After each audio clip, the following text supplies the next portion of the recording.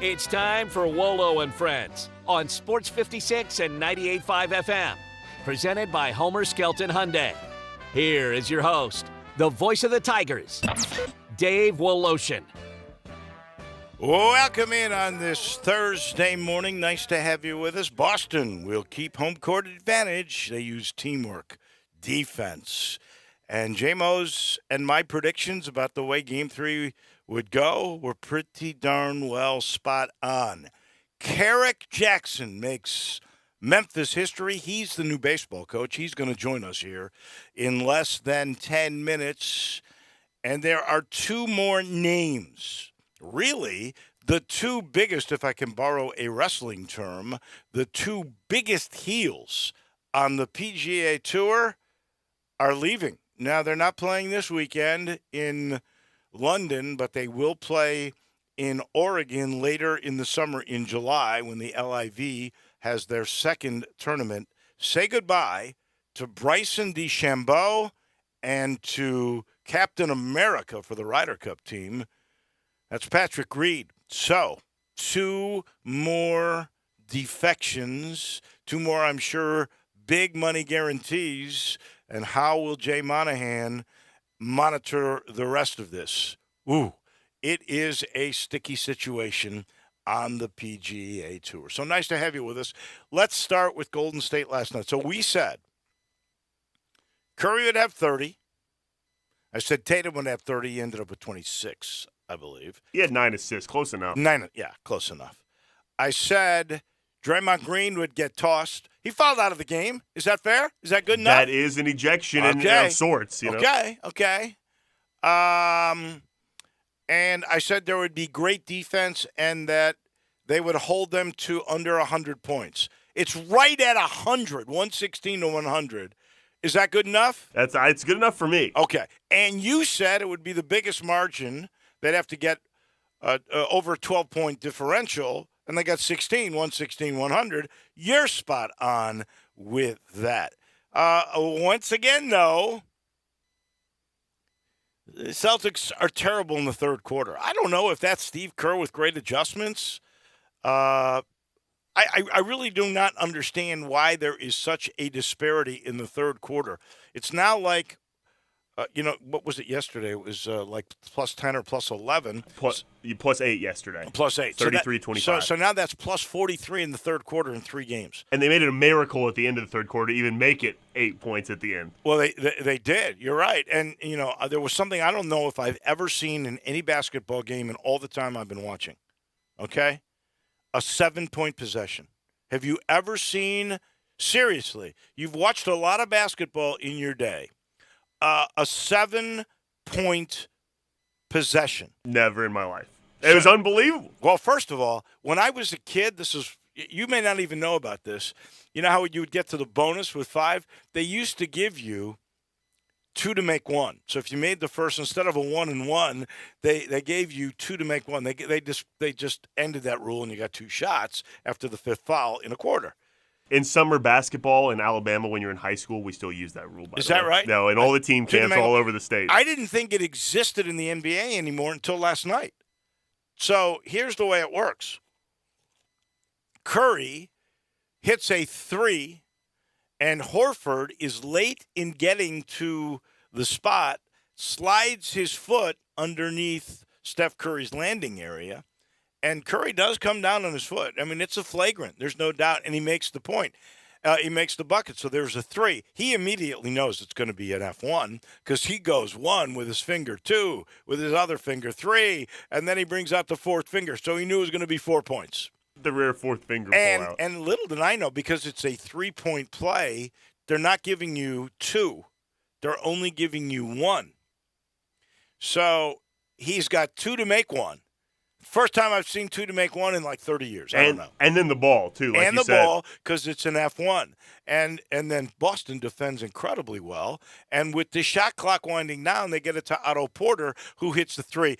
I I was thinking for a second that was going to be an and one, and it could be an 8-point possession. But I'm telling you, I'm not sure I've ever seen a 7-point possession before. No, neither. I can't even think of a situation that would have even had the opportunity for that to happen. Very rare situation. And like you said, a wild shot by Curry and then even wilder shot by Otto Porter to beat the buzzer goes. It was crazy possession. And 7 points. I mean, it takes, I think it was a 9-point game at the time they had the ball, and suddenly it's a 2-point game. And then they took their first lead, third quarter still, since it was 2-0. Crazy. And yet Boston is able to right their ship. Green did foul out. Curry got his 30, but he got hurt at the end.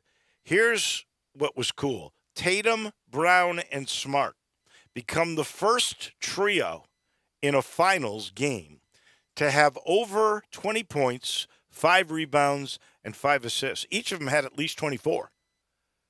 That's the first time a trio in a finals series since 1984 was able to have that kind of production. It was really, the team held them to 46% shooting. They out-rebounded them 47-31. Offensive rebounds were unbelievable. They forced 16 turnovers. They decided, and I don't know why Stephen Kerr didn't play Looney more. He only played him like 16 minutes. But they killed him inside because there was such a height differential, 52-26 difference in points in the paint. Killed him inside. Whether that be a lob, they would throw a lob up to Robert Williams in transition. Al Horford got some post-up opportunities. Or it's just Jason Tatum driving to the basket, had some unbelievable drives to the rim. And like you said, 9 assists, passing the ball well out of those two. The offensive rebounds, you mentioned rebounding, that was a huge problem to me for the Warriors. Grant Williams had an offensive rebound in the fourth quarter with a single-digit gain. He went untouched on an offensive rebound opportunity, gets it, puts it right back in. It's just those kind of things can happen in the NBA Finals in a fourth quarter of a game. That ended up giving them a double-digit lead. That's right. That particular play was like that was the end of Golden State. And now we don't know what Curry is going to be like for Game 4 on Friday. With historically bad ankles, too, and just got a huge human being landed on top of him there. Yeah, Horford. And it's the same foot that was hurt earlier in the year in a game with Boston, but it was Marcus Smart, and he missed 3 weeks or something? He missed some time. He says it's not as bad, but he was not walking very well during that press conference. So that is the story on that. Can't wait for Friday's game, and then you got to wait till Monday for them to fly back to San Francisco. We'll see if it's 3-1. Crazy. And the language used, by the way, by the Boston fans on Draymond Green. No, Draymond Green deserves a lot of guff. But what they're saying in front of like his own son who's there. The F word, come on. Come on, people.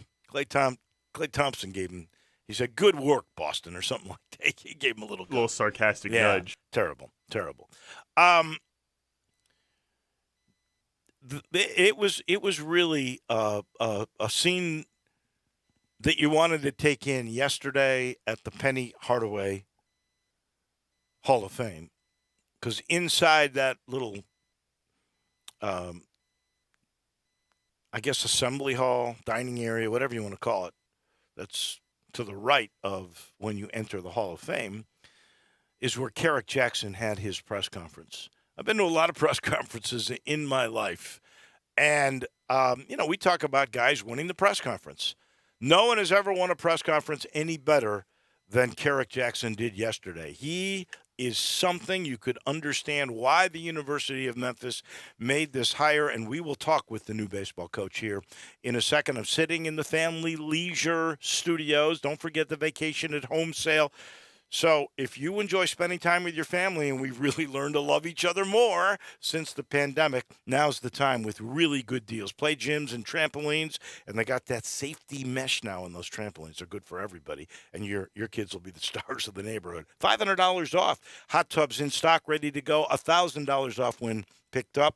And if you're a real good do-it-yourself guy and you know pools, you can save $1,500 if you pick up the above-ground pool and then install it yourself. What a deal. And again, the Family Leisure outdoor patio stuff, state of the art, all available on sale right now with the Vacation at Home sale at I-40 and Wooden Road. It is always a pleasure to welcome somebody into the University of Memphis family. And as I mentioned before, I've never seen a more impressive press conference to begin than Carrick Jackson yesterday.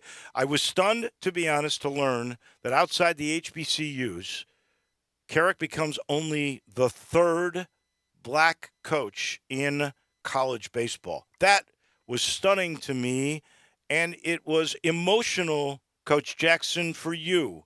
Your son had to rescue you with some tissue. It was a beautiful scene, really.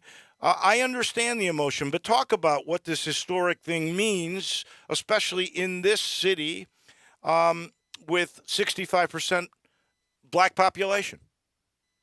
No, I think it's huge, and I appreciate you having me on. I think that, when you talk about the city and the population, and then you talk about the city and the history of all those things that deal with civil rights, that's why I kind of said this is the best place at the best time to be in this situation, in this environment, and to be blessed with this opportunity to be the first black head coach at the University of Memphis baseball. And I think, it was epitomized by the young man who showed up with his mother that's 12 years old. Yeah. Because he wanted to see it. And he stayed around afterwards. And I, you were there. I talked to a whole bunch of different people, and that young man stayed all the way to the end just so he could say hello and take a picture. And that's what it was about. I think the idea that the press conference and the pomp and circumstance of me getting the job, the best part of the day was that young man being there with his mother, because he wanted to see that and wanted to figure out, how can I put myself in a position where I have a chance to play at the University of Memphis. Well, you also offered up, which got him excited, and that was the reason he asked the question about when you might be doing clinics, is that you said you want to cultivate a grassroots system for youth baseball here so that the best players are identified and they become sort of connected to the University of Memphis with you in charge. No question. I think that when you can start in your own backyard, so to speak, and there's the idea of being around family and being something that you're familiar with and having an attachment to it, you can't ask for much more than that. And so it's young men like Justin that we want to be able to attract to the program in the future, and specifically because if they do come up and go to our camps, to start coming to camps at 7, 8 years old, and they end up being those players that have the potential to play at the Division I level, why would they want to go anywhere else? They know everything about us. They know our system. They know how we operate. They've been to games. They know their family's going to be able to see them. It makes for the perfect fit. You said almost right off the bat, the goal is Omaha. Nothing short of Omaha would please you. Is that really possible, and how quickly do you think, if that is the case, you can do that? It is definitely possible. I think that, there's 300 Division I baseball programs in the country, and at the beginning of the year, they each start with the ability and opportunity to make that run. And then now it's over time. Do you develop a structure? Do you develop the environment and the culture that will lead to playing championship caliber baseball day in and day out? And I think as you start to do that, getting there is not easy. And I don't, by no means do I want people to think that I'm making this statement and prophesizing that, I'm the best coach in the country, and because I'm the best coach in the country, we're going to get there. No, what I'm saying is we're going to have a staff that is determined and understands what it takes to get there. And as a result, we're going to recruit, we're going to teach, we're going to coach, and put our kids in a position where at the end of the day, they have to play, right? None of us, unfortunately, still have eligibility left, so we can't play. But if we put them in the right positions to go out and play, that's the beauty of our game, is any program that is at the Division I level, when they're playing baseball the right way, can make it. Different than football and basketball. Basketball, the bigger, stronger, faster guys are going to win. Basketball, athletically, the guys that are more skilled and jump higher, they're going to win. In baseball, who executes their system the best? Because in baseball, the beauty of it is you're not playing against the other team, you're playing against the game itself. And then the difference makers are the 94 to 96 guys and the guys that hit 20 home runs. And and those types of things. But when you're playing against the game itself, can you go out and execute what you're supposed to execute when you're supposed to execute? You have a resume that is pretty impressive. Obviously, you've coached at every level of college baseball. You were the commissioner of a new league. You've been an administrator. You've also been an agent in the Scott Boras system. And you talked a little bit, because you are a black baseball coach, that you've always had sort of obstacles that you had to figure out. So my question for you is, what is the biggest obstacle or obstacles in SEC territory for the University of Memphis to gain that kind of 96, 94 mile an hour pitcher or 20 home run per year hitter? Perception. Just being able to change the perception of what our program is about and how we're going to go about our business. And at the end of the day, the proof is in the pudding, right? I can, as a coaching staff, we can go out and we can recruit and we can tell people what we're going to do and how it's going to look and all those types of things. But we have to get kids that believe in that vision. And some of that is going to be from finding that, as we talked about yesterday, that unrepresented talent that needs to be developed. And all of a sudden now we put ourselves in a position where we're known for developing talent. Because once you establish yourselves as being a place where you can develop talent, well, then the high-end talent has value in saying, okay, well, if you can take this guy that no one knew about and you were able to elevate his level of play to get him an opportunity to play on a national level, to have an opportunity to be drafted, well, I'm coming in with some automatic credibility in that space. So now that means you can take me to the next level.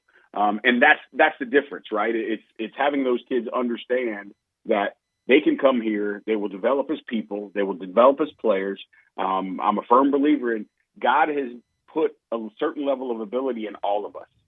What we will do here at the University of Memphis is we will maximize that ability. And that's something that we prided ourselves on at the University of Missouri. Whatever you have in you, we're going to get the best out of you based on you doing what you're supposed to do and us doing what we're supposed to do. Because we're going to give you everything that we have. Are you going to give us everything that you have? And if you do, then that makes a perfect marriage, and we'll see players go to new levels.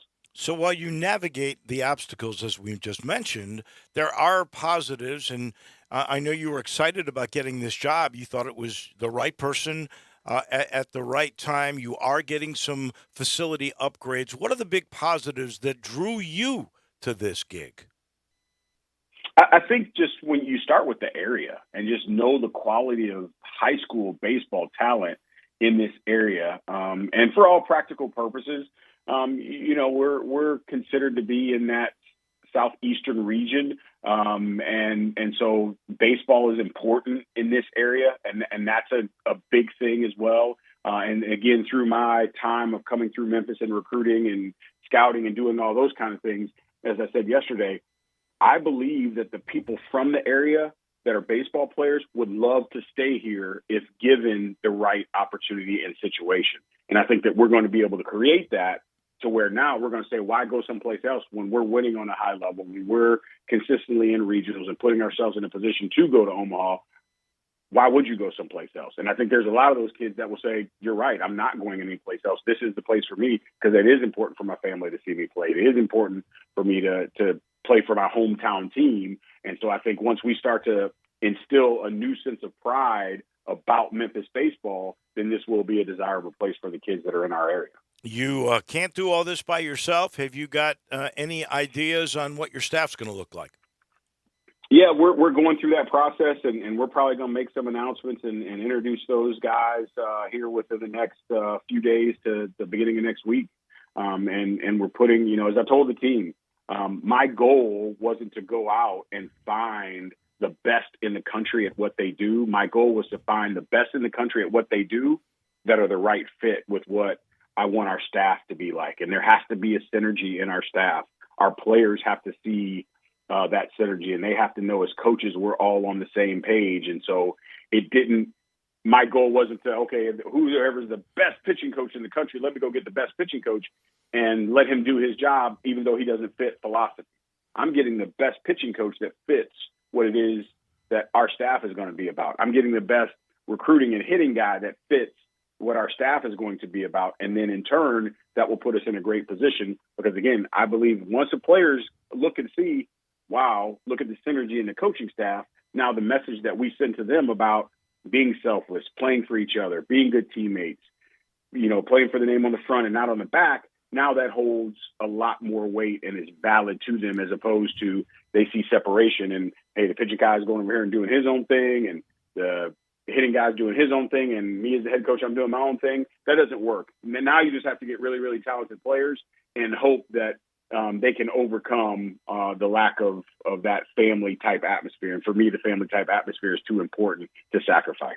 Along those lines, because I hear coaches all the time say, it's got to be the right fit for what we are. What is the right fit for a player for you?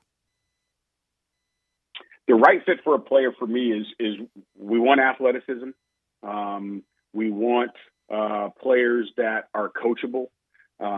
We want players that are selfless.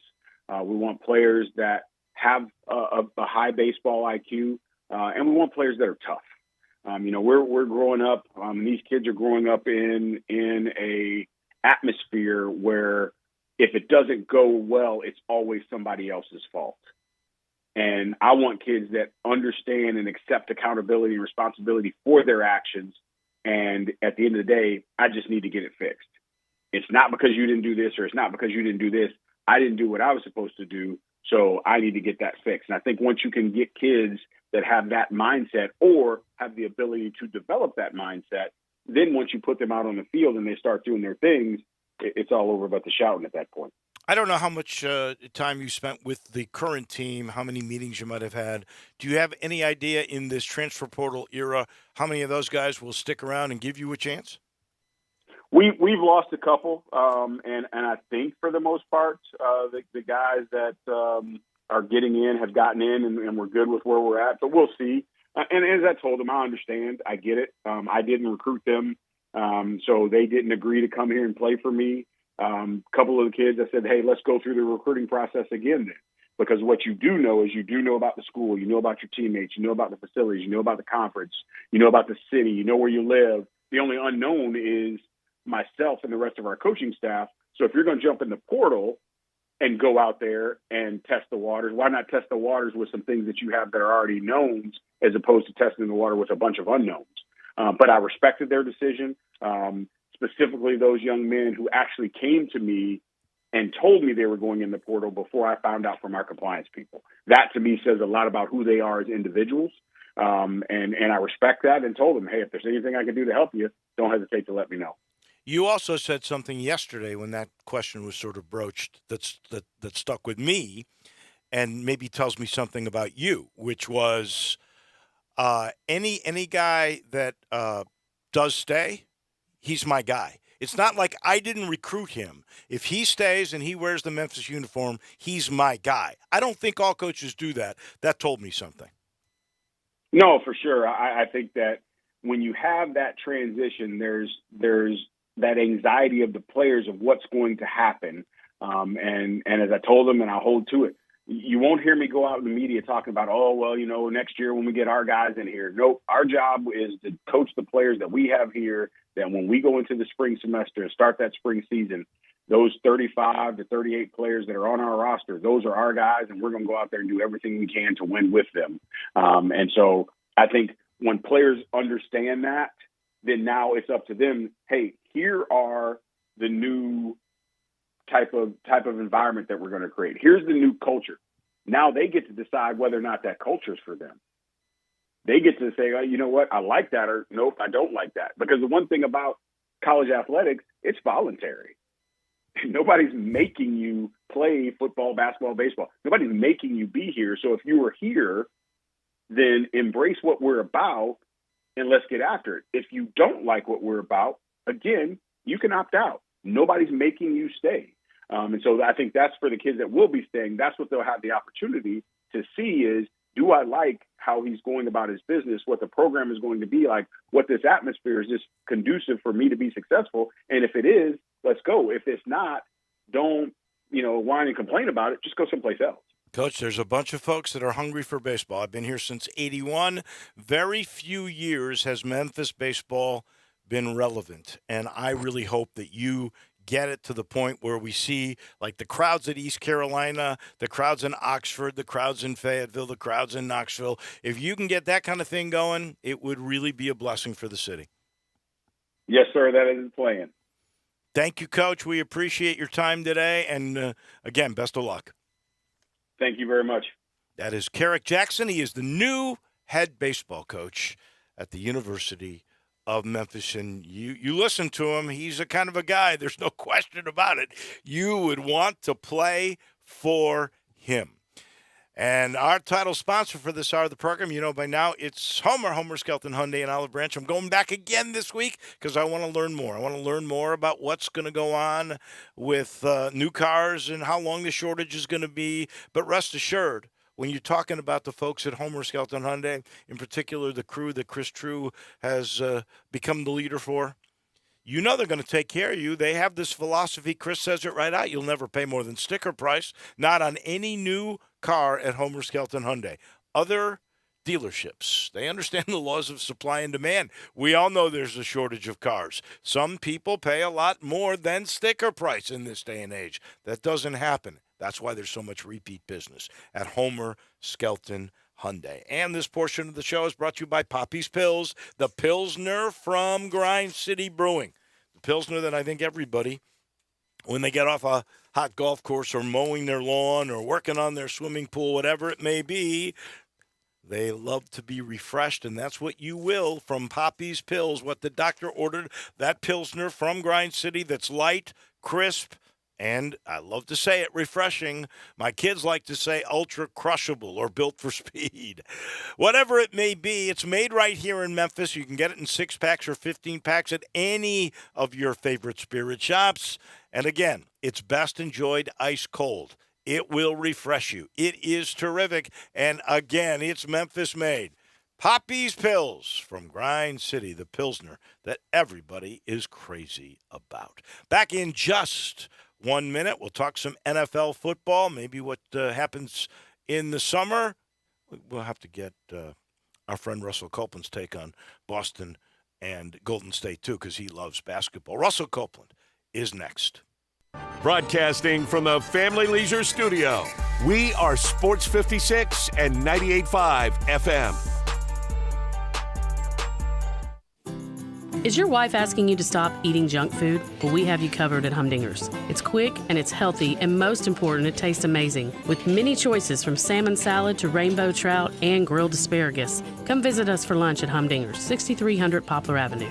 So good, Coach Penny eats with us weekly. Don't forget, Humdinger's offers full-service catering for weddings, social events, or your corporate lunches. You can call 901-260-8292 to find out more.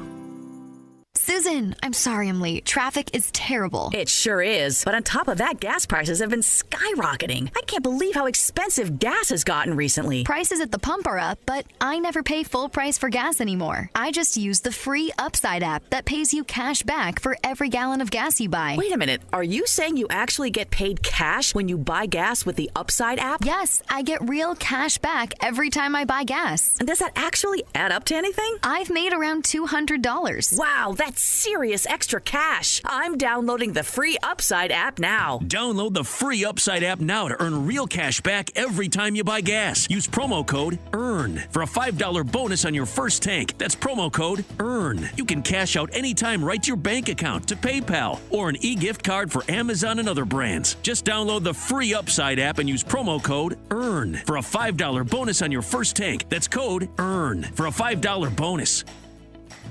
The NBA playoffs is the world's greatest celebration of basketball. Hennessy champions the moves players are making on and off the court, because true greatness is making a long-term impact on your community. Make moves that start movements. Hennessy, the spirit of the NBA. Please enjoy Hennessy responsibly.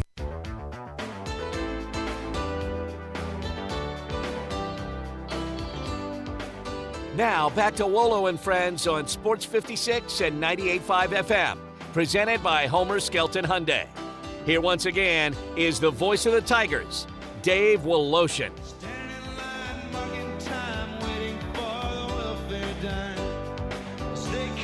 Even in the middle of summer, it's always football time. We're going to talk with our friend Russell Copeland here in just a minute. He's brought to you by another great Tiger. That's Matt Eflin, proud graduate of that program, of that school.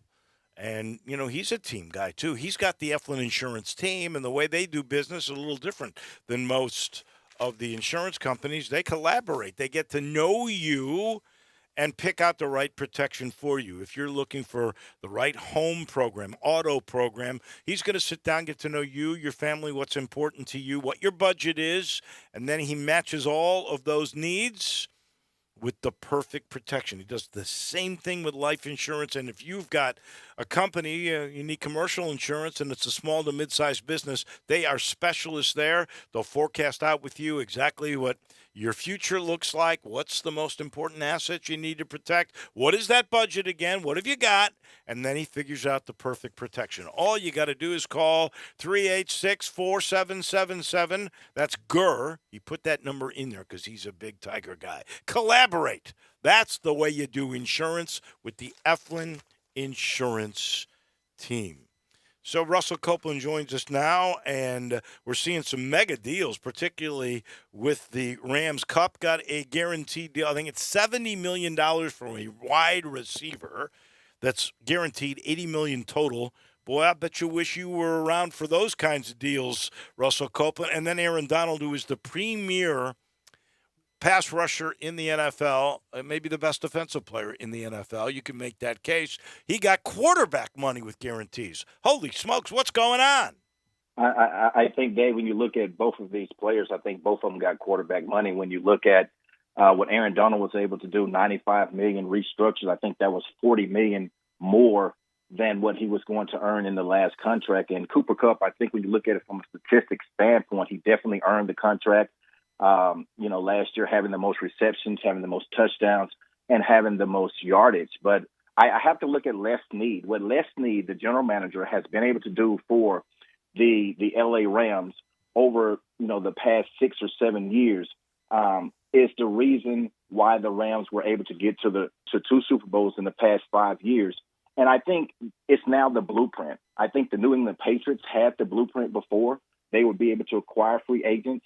And then when their contract was over with, if they could pay them, they would pay them lower, less than market value. But when you look at the Rams, how the Rams have been able to acquire their team through trades and through free agency, you look at Matthew Stafford, Jalen Ramsey. A lot of people forget about Marcus Peters. They got a key to lead.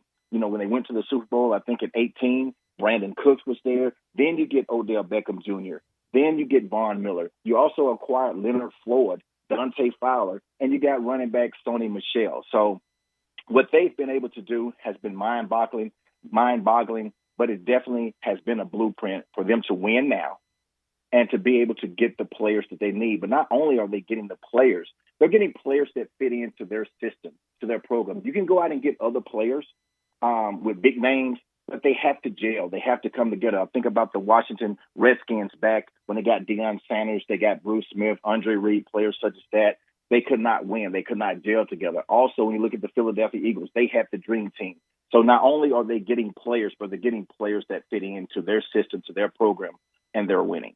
You would have to think with the signing of you got your quarterback in place. You've got him in place for the next couple of years.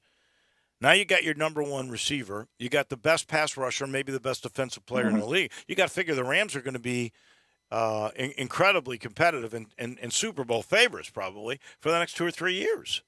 Well, they're definitely going to be in contention, and that's what they're doing. And that's what I'm talking about getting free agents, acquiring free agents, but keeping your team. If you lose a player, they're going back and get a player that's very similar. If you're looking at the wide receivers, you're looking at the quarterback position. Jared Goff got them to the Super Bowl, but you look at Matthew Stafford got them to the Super Bowl, and they won a Super Bowl. But I think what's important for me when you talk about the wide receivers, Cooper Kupp was able to get his contract signed. You didn't hear anything that was negative as far as the contract negotiations. When you look at A.J. Brown, the Titans could not get it done. Great young player. They should have gotten that deal done. He's traded to the Eagles. Now you look at DK Metcalf.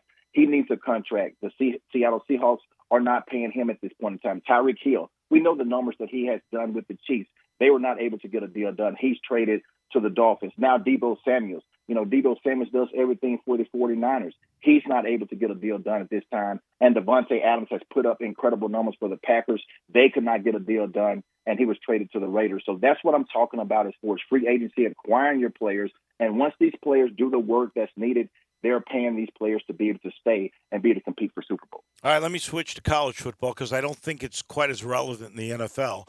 But the University of Memphis, a lot of these kids go to summer school and they work out in the weight room and then go out and do it, throw the ball around, I guess, a little bit on the fields. How important is summer for staying in shape, for bonding, for getting to know one another? I mean, it's great. I think what it does, it builds accountability for your players, trust, and unity. And I know when I came in as a freshman at 17 years old, I was able to bond with the quarterbacks. I was able to bond with Ray Kraft, learning the plays, eating together, studying together. Like these players now, they're going to be in summer school. They'll take some classes together. After classes, they're able to go and eat. They can talk about football. They can talk about the plays. And I think it's always good for wide receivers to be able to eat and be close to your quarterback. Go to his room. You guys can go to lunch together. You can talk about, basically doing walkthroughs mentally. And, I was able to do that with Isaac, Matt Cody. We had John Bush, Terry Iles, Ray Patterson, Russell Jones. And, Isaac and I would go out, we would run routes, and we would pick each other's brain. And he would run a route a certain kind of way. And I said, okay, then I would pick up on him, so on and so forth. And I just think it's great for the chemistry with the defensive linemen. It's the same way. So you come together as a group, and overall as a team, it makes you better because now you are truly your brother's keeper, and it's about accountability and trust. It's great that you mentioned Ray Kraft. Of course, the father of Sam Kraft, who was also a terrific player, and I think he's a teacher now. Ray, with the Sheriff's Department, comes and protects Penny on road trips. So he has stayed involved with the University of Memphis, and you guys became really good buddies. What a great receiving crew you had there. All right, last thing on football, and that is D'Angelo Williams has been nominated to become a member of the College Football Hall of Fame class of 2023. We just saw in 2022 what I thought was the first Tiger ever in college football to make the College Football Hall of Fame, and Billy Murphy, Spook Murphy. Apparently, there was somebody way, way back when that had a connection with it. We just learned that. I give Evan Barnes a lot of credit for finding that one out because I didn't know it. I thought Billy was the first. But now this could become the third guy, and 2 years in a row, I do believe is still the all-time leader in all-purpose yards in college football history. Maybe somebody passed him, but he was number one for a long time, and he still may be number one. He's got to get in, doesn't he? Oh, absolutely, absolutely. What a great career D'Angelo Williams had. I know the first time that I saw him way back when he came to Memphis as a true freshman, I looked at him and saw how you can easily see that he was the best player on the field, even when the opponent, the best player on his team, and I knew that he would play on Sunday, and he had a tremendous career. Loved to see him when he played with Carolina. Even later on in his career, I thought he still had 3 or 4 more years, but we're talking about that running back position when he finished up with the Pittsburgh Steelers. But an outstanding player. He's done a lot in charities. I love his foundation. I know his mother passed away from cancer.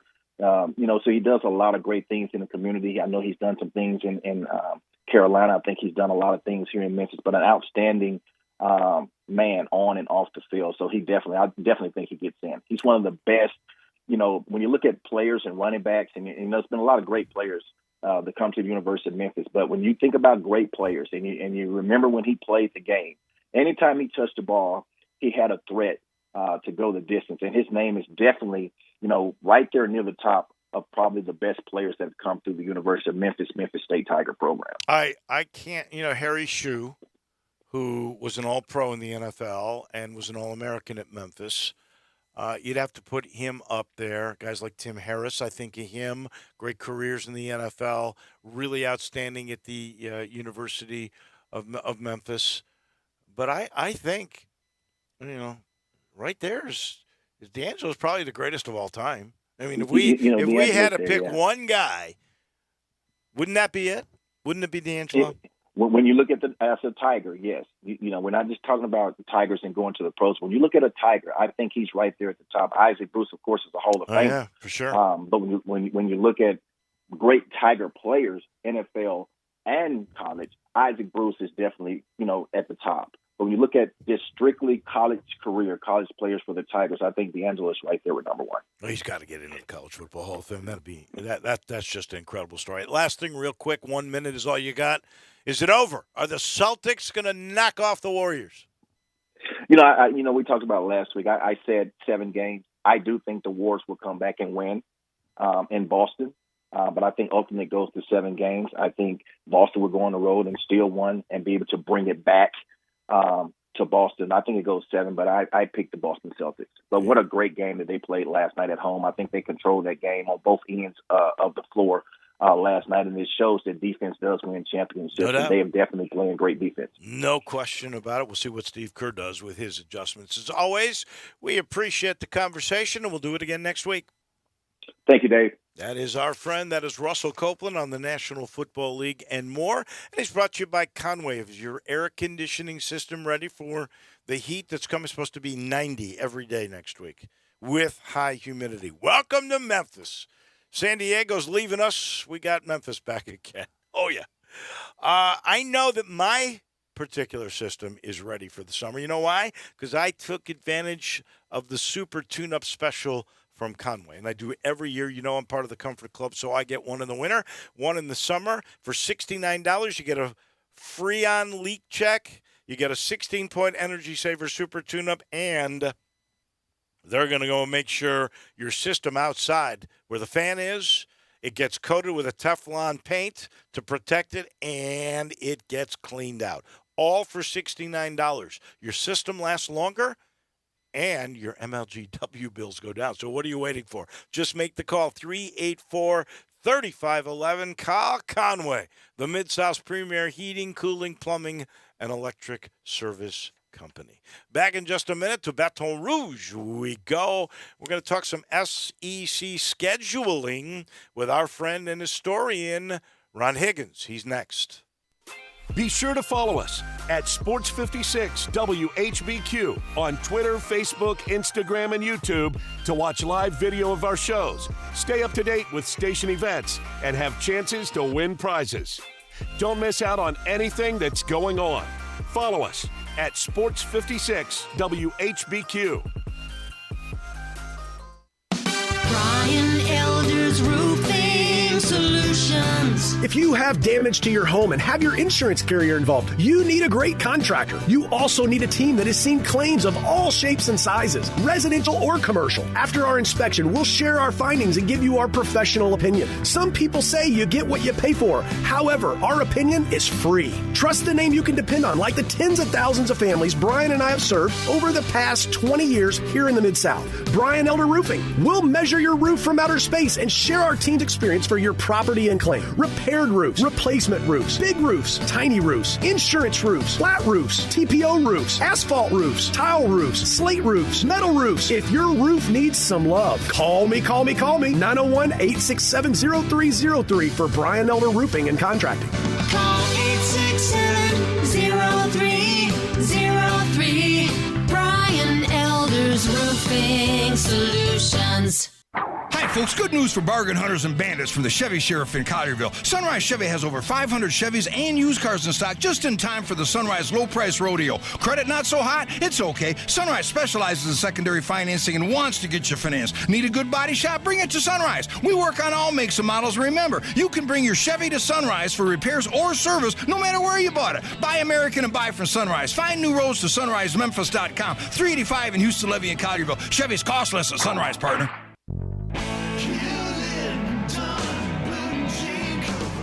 Hewlett & Dunn Boot and Clothing Company, we have it all. From handmade Amish leather belts, fine and casual clothing, boots, casual boots, work boots, fancy boots, and even safety-toed boots. Lots of cowboy hats to choose from, even Nebo lights, Orco hard coolers, good-looking duck head dress shirts, duck head caps, shorts, and pants. Tons of jeans from Ariat, Wrangler, Devil Dog, and Kimes Ranch jeans.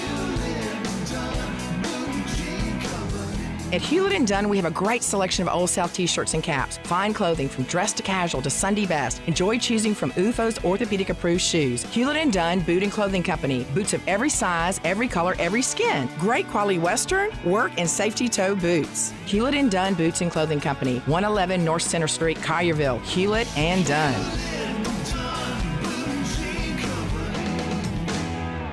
Hewlett and Dunn, serving you and your family since 1961. Now back to Wolo and Friends on Sports 56 and 98.5 FM, presented by Homer Skelton Hyundai. Here once again is the voice of the Tigers, Dave Woloshin. Welcome back in. Final segment of our Thursday. To Baton Rouge we go. Our friend Ron Higgins. They've had meetings. They're trying to figure it out. They haven't quite figured out football scheduling, especially when they get to 16 teams. They have figured out what they're going to do with basketball. 18 games in conference. I thought they might go to 20, but I get it with basketball. Some of the non-conference things are important. So they're going to play 2 rivalries every year, home and home, 1 rotating home and home, and then the other, 10 teams, they'll play 5 at home, 5 on the road. So you play everybody every year. Do you like this, Ron Higgins? Yeah, I do. I like you play everybody. I like it. I think it's. I didn't think they would go to 20 like you. I just think that, like you said, there's too many non-conference things that you have tournaments you go to, Thanksgiving, sometimes Christmas. You have teams that you want to play to raise your RPI. So, yeah, I was good with it. I kind of figured, I thought, it'll be interesting to see the 2 permanent opponents for everybody. That'll be interesting. Let's see who. I'm just trying to think in my mind who LSU would end up with. I would probably think one of them would maybe be Ole Miss or Arkansas. Probably, I'm guessing. The other one, I have no idea. No clue. That's going to be tricky, and they're going to do the same thing. Who knows how they're going to end up doing football, but there are some rivalries that they are definitely going to preserve. There are going to still be some teams that you will play every year. Like I would imagine Alabama is going to play Auburn every year and probably Tennessee every year, right? You would think, I'm trying to remember. I don't think any rivalries bit the dust when they expanded to 14. But I know when they expanded to 12 back in '92, the Tennessee-Auburn rivalry bit the dust. Right. And that was a really good football rivalry. They had great games every year. That was the only one that they lost. We'll see what happens with this one. Of course, naturally you've already got, A&M saying they want to play Texas. We won't take Texas every year. So, there's some natural things everybody has. Like Alabama has Auburn. Tennessee has Alabama. LSU, it's hard to say. They play Alabama every year. They play Florida every year. That's been their constant Eastern Division. Right. And so I would imagine one of LSU's would probably be Arkansas A&M. I would guess, but LSU has played Mississippi State more times than anybody in their history, LSU's history. That's crazy because I've always thought LSU and Ole Miss were more bitter rivals than LSU and Mississippi State. They're bitter rivals. The rivalry's better. LSU's played Mississippi State more times, but as far as a rivalry, LSU Ole Miss, absolutely. It's something that never really goes away. If you're talking Ole Miss, it's Mississippi State's the number 1 rival. Yeah, exactly. And then is LSU number 2? Would you put Arkansas in there? I've seen some mock setups where Ole Miss and Arkansas aren't even considered as big rivals. Yeah, I would say probably LSU and Ole Miss before Arkansas because it's a longer standing rivalry. I guess everybody. Florida has, it's got to be Georgia, one of them. Oh, sure. Got to be. Oh, that's got to be their number 1 rival. Here's what do you do with Texas? Texas is their biggest rival is going to be Oklahoma, but you could throw Arkansas in there too, right? You could throw A&M in there too. How do they do that? A&M. Look. Let me tell you something. A&M is their biggest rival. That's what people say Oklahoma, A&M, and Texas. That's it. It could be.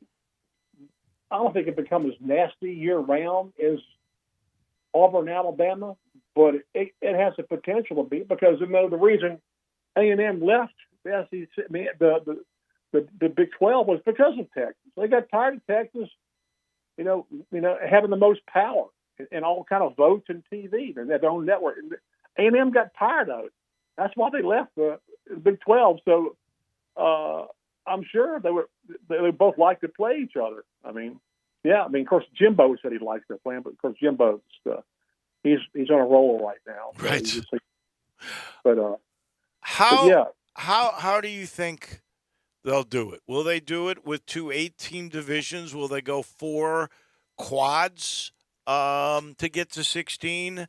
And so then you'd play those 3 teams every year for forever, and maybe throw in a 4th team that is going to be,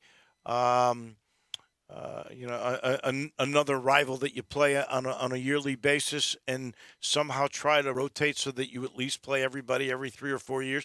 What's the perfect system football-wise for the SEC? I think they're going to go quads. I could see them doing 2 8-team divisions, or just going one. Like basketball, one big long division, one big conference and take the team with 2 best records at the end and play the championship game. I could see them doing that. Yeah, I don't think they'll go quads. It probably is too confusing for them. Too many, but would they go? They could go 2 8-team divisions. But then that'll be always another debate how you. See, the problem with that is you might not play a team from your other division if you're only going to play, even if you play 9 conference games, there's still going to be 5 years before you play another team in the other division, and I think they're trying to go away from that. Yeah, they're trying. They may just, they may just go a whole the straight 1 16-team league and go for it, again. Teams with 2 best records and then playing the championship game. Because there's been years in this league when a lot of times when the 2 best teams are in one division, right? and one doesn't get in the championship game.